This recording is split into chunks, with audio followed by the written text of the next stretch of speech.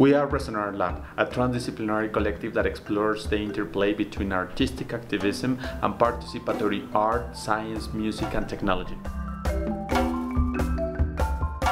We are a group of creative practitioners, activists, and social leaders who share a common view of the possibility of fostering worthwhile transformations through art.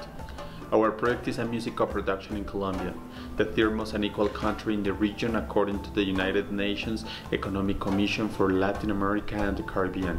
We will work in the South Pacific region, one of the areas of the country hardest hit by violence and poverty, which is mostly populated by Afro-Colombians. We will highlight through a series of music videos the different forms of daily life resistance, cooperation, solidarity, and creativity that Afro-Colombians have been bringing about over the last couple of months in response to the onslaught of the pandemic. Why music?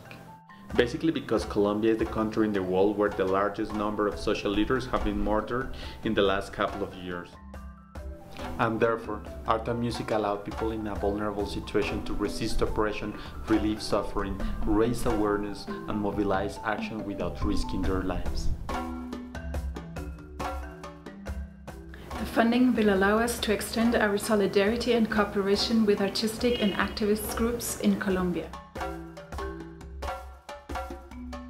We will co-create musical content to stimulate creative practices and alternative responses to the crisis, which can open up new possibilities for community participation.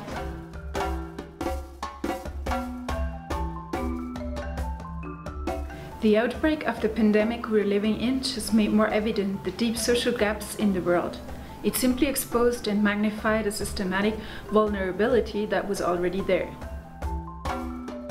Art can serve as a perfect instrument to reach broader audiences and to back up activists and their respective communities so they can protect themselves and claim their rights.